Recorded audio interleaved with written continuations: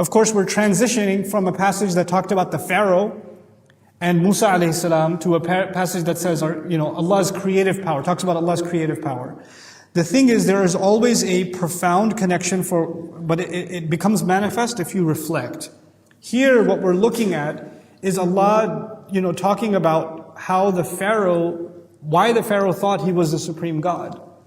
He thought it was the supreme God because he didn't think anybody could build like he does. Anybody had massive empire like he did. And so before we get into this passage, I'd like to give you a little bit of a quick synopsis history of how the Pharaoh came into power. There are lots of theories on it. I'll share with you what I find very convincing. So originally the pharaohs were multiple kingdoms. They weren't one kingdom, there were multiple pharaohs, multiple kingdoms along the river, okay? And there were maybe 14 of these kingdoms. And they all had minimal power, because each of them had some territory, and they did trade with each other, etc. And of course, all of them had some part of the river, because their irrigation and the supply for trade depends on your access to the river, right? Now, in the time of Yusuf alayhi salam, you remember, saw a dream that there's going to be, or interpreted a dream that there are going to be 7 years where things will be fine, but another 7 years where the river will dry up. There's not going to be any water, and the crop is going to die. He was serving under one of the kings, not all of the pharaohs, one of the kings among that group of kings. So that kingdom now has an advantage. What advantage do they have? They know that a drought is coming. So they actually developed a canal to preserve water over the next few years. So when the water dried up, the river dried up, they were the only empire of the several empires that actually still had a water supply. And so their crop continued to grow. And they continued to have some prosperity. In the time where everybody else was basically bankrupt. And now, in the olden days, people, they don't have any crop, and none of the other kingdoms have any crop, so obviously where are they going to come for crop? They're going to come here. But they don't have anything to sell anymore because they've gone bankrupt. And so in the olden days, the way you got food or commodities was actually by giving away yourself or your children into slavery. Or giving up part of your land. Actually, in traditions, when the family is going to be given a year's worth of rice, they have to give their child away and they're going to serve in the field in somebody else's farm. Like giving away family or people as slaves was actually a common economic practice. It is through this course of action that over time this one empire overpowered and overshadowed and eventually completely overtook all the other empires that existed and became the one supreme empire. Everything came under them. This is important to note because they then especially controlled the water supply. They controlled, now they had the money that nobody else had, so they built like nobody else did. And they had pasture, meaning they had the greenery that nobody else had. Now with that in mind, if you look at these ayat, are you more intense at creation or is the sky? First of all, is referring to the human beings. Are you more powerful? Are you harder to create than the sky was? He's the one who built the sky. In other words, how dare you question resurrection when Allah has that power? But from the other point of view, are you better at creating whatever you've created? And you Quraysh are like the pharaohs, but you are nothing compared to the pharaohs in construction. As a matter of fact, the construction of the pharaohs is so impressive that it's still today on the dollar bill, right? It's timeless. It's the symbol of stable empire, and I refer to this over and over. Greek columns, Persian columns, different societies, ancient society, even the columns that are built in some of the government offices in DC, their inspiration is actually the columns of the Egyptians. The architectural inspiration is actually the Egyptian columns that were built in ancient times. And Allah then, it's almost referring to that and saying, are you better at creating things? Or is the sky a more marvelous creation than that? Under its canopy, you built all of these things. He's the one who built the sky. Banaha. And the word bana, as opposed to khalaqa, is actually a good reference. He built it. He constructed it. So the notion of construction is being highlighted anyway in the wording of the ayah. رَفَعَ سَمْكَهَا فَسَوَّاهَا. He elevated its roof. And by the way, the columns were inhumanely high. Like they were unusually high. You know, nowadays when you go to like a fancy home, it's like high ceiling, it just gives you this grand view, grand feeling, right? Or if you look at some of the interesting architecture, like one of my favorite places to architecturally, interiors is like Grand Central Station in New York, right? You look up and they've created this like skyscape and it's really high ceiling, etc. Right? If you visit ancient palaces and things, they made enormously high ceilings. And oftentimes when they would have high ceilings, they would actually draw on them stars or constellations or clouds to give the feeling as though we have built a sky of our own. We've built a sky of our own, right? So that's this fascination of human beings of building their own sky. And so that's being built upon here in the language used by Allah. رَفَعَ سَمْكَهَا فَسَوَّاهَا. Samk in Arabic, الْقَامَةُ وَالْعُلُو. Something that stands tall and something that's very high. وَالتَّسْوِيَةَ فِي اللُّغَةِ اسْتِقَامَة وَاعْتِدَالُ وَاتِّزَانُ. And evening it out in Arabic, the word taswiya actually means something that stands tall, something that's stable. In other words, it's the higher up you build a ceiling, the more unstable it gets, the more support columns and beams it needs. You know, if you have something that's very large and it's standing free, you need more columns to hold it up. It can't just, because it'll cave in on the middle, right? Because it's so much freestanding. So he says he made it balanced, evened, and it doesn't shift. The sky doesn't shift. The elevation of the sky doesn't shift. You know, some people look at this ayah, and I should mention that. Some people look at this ayah and say, look, Allah says He built the sky. But the sky, meaning space, is empty vacuum. It's not built, it's just nothingness. So what's He talking about? This is where we have to understand the Quran is not a science textbook. The Quran is remarkable language. It's remarkable language. You know, the language of people is different from the language of science. There are two different worlds. If you're really interested in the language of science, which means you enjoy reading a biology textbook, then you're not a normal person. I mean, you're going to do well in school, but you're not a normal person. Thank God we don't speak in scientific language when we speak with each other. Right? When you say to somebody, when somebody's making fun of somebody and say, man, he got burned. Scientifically, no. You understand? But everybody gets it. You got burned. Somebody says, you tore him to pieces. Somebody call the police. You know, or, you know, some grandpa says, my grandkids stole my heart. Grandpa?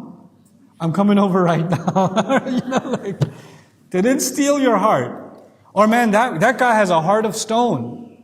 These phrases that are unscientific, clearly, we use all the time. We use these things all the time.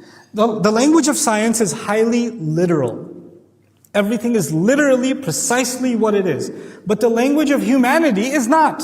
It actually draws on images. Like for example, when a husband says to the wife, I've done everything for you.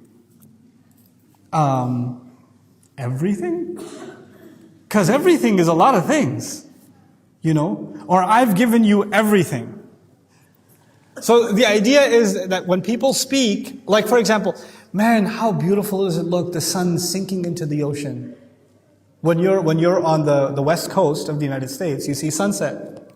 You know, in Southern California, you see the sunset, and you see, how beautiful does the sun look sinking into the ocean. Well, technically, it's not sinking into the ocean. It's actually just the illusion. Oh, dummy.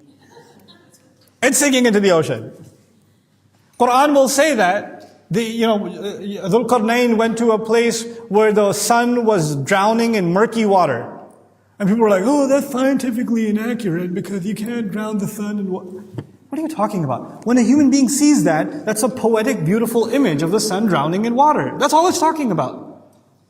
It's not, what is the Quran supposed to do? Tell you how many millions of miles away the sun is? And that this is an optical illusion? What, would you read that? You punch people in the face who talk like that when you hang out with them. We don't talk like science. We talk in normal language. This is normal language. Look at the grand creation of God, the sky, compared to yours. You try to build a roof that, by the way, ceilings especially, they crack easily. This is why Allah says, do you see a crack in the sky? That's not to say, well, it's empty space. Obviously, it's not going to have a crack. No. Allah is comparing. Look at your inability to create a view that Allah has created. What a flawless view God has created over you. And so our obsession with science has actually made us impose a scientific way of thinking even about the Quran, which is unfair to the book. It's unfair to the book. And it's unrealistic, it's inaccurate. And then we start imposing onto the Quran things that shouldn't be imposed.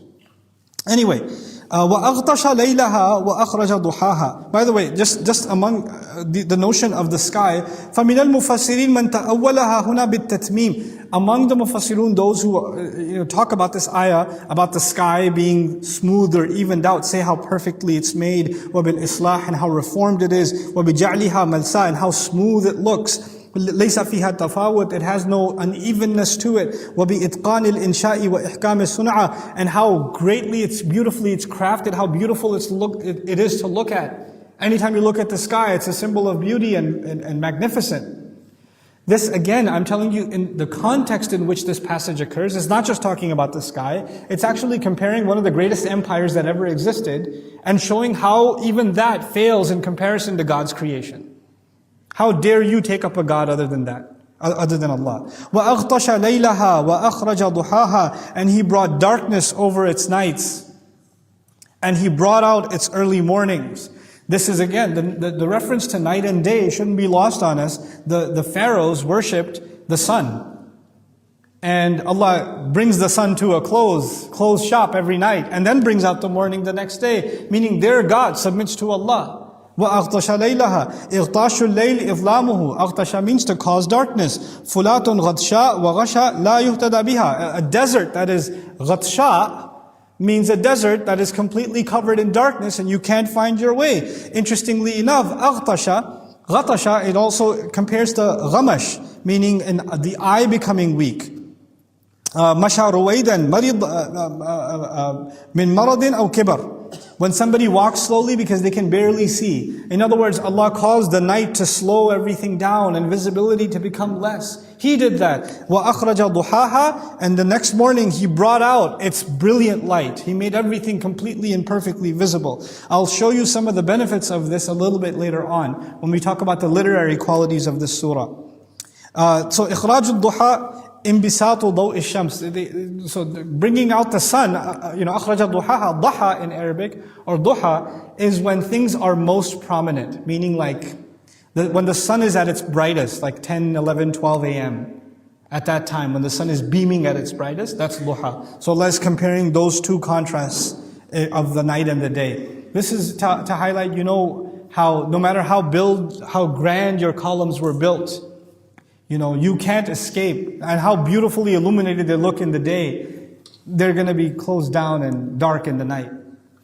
وَالْأَرْضَ بَعْدَ ذَلِكَ دَحَاهَا, and the earth thereafter, He made it smooth. Now, the word daha is a unique word, very rarely, maybe not even elsewhere used in the Quran, except here.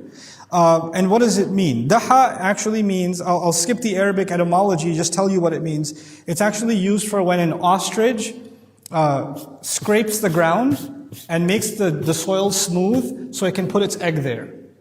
Because it doesn't bury its egg entirely, it just makes the ground kind of smooth, and so you can put it there, like in a concave shape. And that's why that place is called a madha. And from it, daha is also used for an egg, because it's the place of but it's not literally the egg, actually. That's a bayd. But daha is the place where the egg is placed. So again, people who are very obsessed with showing a correlation between Islam and science, they looked at this ayah and said, aha, Allah made the earth egg-like, and therefore the earth is oval and it's not a perfect sphere. And the proof of that is in the Quran, وَالْأَرْضَ بَعْدَ ذَلِكَ دَحَاهَا. Except the one problem with that is the verb daha means to remove unevenness and to make room for an egg. It doesn't mean He made it into an egg. That's not how the verb was ever used. So there's this huge jump made because the root somewhere in there involves an ostrich egg, that we turn this into the earth is egg-like. The earth is oval, that's awesome. It doesn't have to be mentioned in the Quran though. Let's not impose on the Quran what Allah did not say Himself. And when you do that, and then other people prove otherwise, it just makes the Quran look weak, even though the only thing weak was our understanding, So So we should be careful about making claims like that.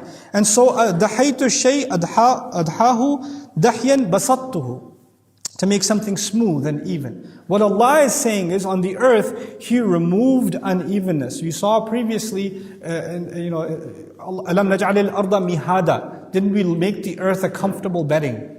Right? Allah is describing that the earth could have been a jagged surface where you can't walk. And the Arabs are actually familiar with this. There are terrains that are so difficult to walk, or difficult to, even animals don't go there. And the entire earth's surface could have been that way. But Allah made it smooth and removed the impediments on the earth so we can travel on this earth. And that's why they use the word for even construction. Like, if they're going to build a road and there are lots of pebbles on the road and stuff, they'll have bulldozers come and sweep and smooth the thing out before they built the road on top. That's actually the process of daha.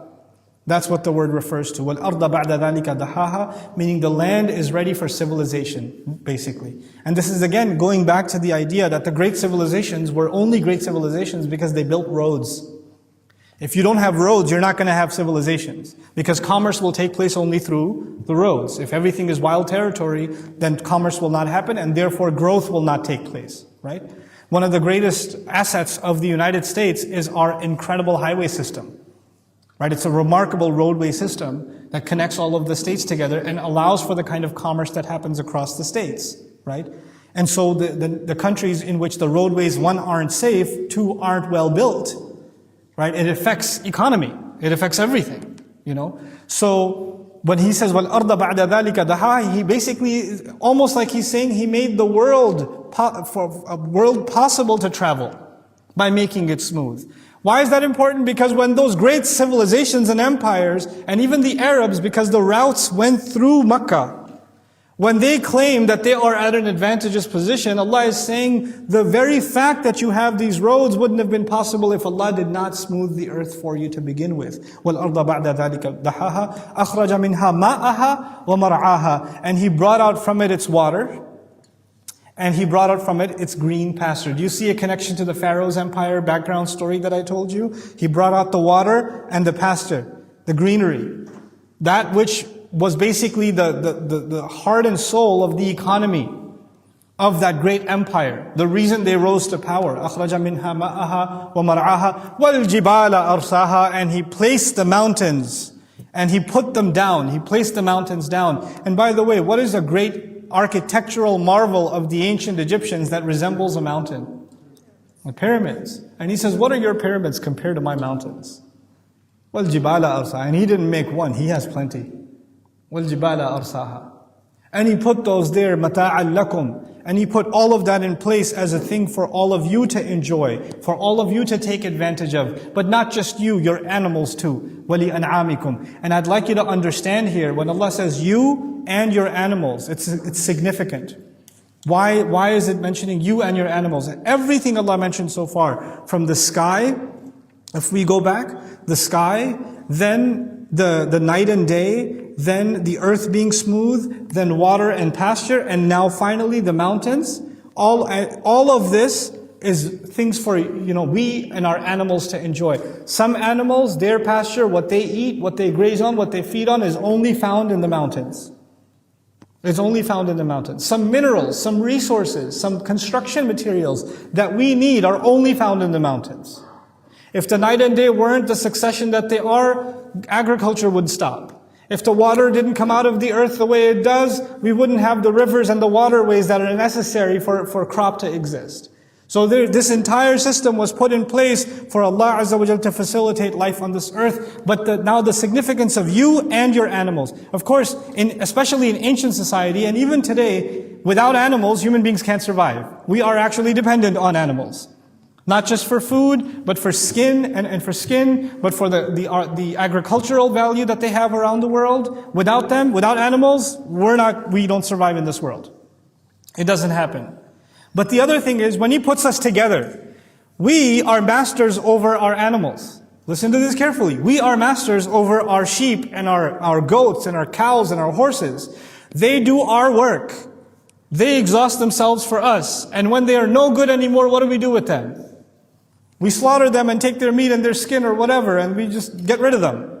Right? That's what we do. And our animals are literally domesticated, musakhar, humbled, mudallal. They have been humiliated and domesticated. They live in the housing we give them. They eat what we feed them. They have no independence. They are literally enslaved to our service. That's what these animals are. Enslaved to our service and loyal to their masters. They listen to the farmer yell and scream, and they stop and they move. They get whipped. They get their reins pulled. This is what the animals are. And then Allah puts them and us in the same sentence. مَتَاعًا لَكُمْ وَلِأَنْعَامِكُمْ, as if to say, what your animals are to you, you are to me. You are to me no different than your cattle. I feed you like I feed them. This is actually a humility check from Allah. Just previously, Allah mentioned one of the most arrogant human beings that ever lived that looked at other people like animals. Remember, فَحَشَرَ فَنَادَى? Now Allah is putting us all in check. You're all mahshur to me. You're all provided for like animals are provided for. This is actually a running theme in Meccan Quran. Look at your animals and then think about who Allah is to you. You are Rabb over your animal, Allah is Rabb over you. This is the mentality. SubhanAllah. And the way the animal never disobeys you. And what do you do with your animal when he disobeys you? And what should Allah do when you disobey him? You know? So مَتَاعًا لَكُمْ وَلِأَنْعَامِكُمْ, a utility and a means to enjoy for you and for your animals. Mata' can be used for food. It can also be used for something to enjoy. And mata' by its definition can also be something that is temporary. Mut'a is temporary enjoyment. So something that you have for a while, but it's not going to last forever. And why isn't it going to last forever? Let's transition from there to فَإِذَا جَاءَتِ الطَّامَّةُ الْكُبْرَى. This is now, we're nearing the end of the surah. This is the 5th section of the surah in my count. When finally الطَّامَّةُ الْكُبْرَى hits. What is الطَّامَّةُ الْكُبْرَى? Tam in Arabic, the verb طَمَّ الْبَحْرُ أي طَغَى وَفَاضَ وَغَلَبَ. Tamma in Arabic is when the ocean has a tsunami. That's tam. A great calamity, a massive disturbance that destroys. Allah says, فَإِذَا جَاءَتِ الطَّامَّةُ الْكُبْرَى, meaning when the calamity that is going to wreck everything arrives. The greatest calamity that's ever happened and the greatest disturbance that's ever happened arrives. By the way, when water comes out like that, what happens to animals? What do? You actually see animals run way before the water even comes. They can sense the shivering of the earth. The words right before were an'amikum, cattle that take it easy. From nu'uma, soft movement. But now a tamma is coming. All of a sudden a disturbance is coming. فَإِذَا جَاءَتِ الطَّامَّةُ الْكُبْرَى. And that is the day, يَوْمَ يَتَذَكَّرُ الْإِنسَانُ. And by the way, إِذَا, I should have mentioned this.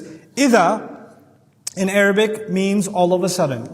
It doesn't just mean when. It means when all of a sudden this great calamity arrives. This is the mubaghata of Yawm al-Qiyamah, the suddenness of Yawm al-Qiyamah. يَوْمَ يَتَذَكَّرُ الْإِنسَانُ مَا سَعَى. The day on which every human being will thoroughly remember. Al-insan is so amazing. It means human being, but insan can also be argued to come from nisyan, meaning forgetfulness. So the actual word for human being in Arabic is close to forgetful creature.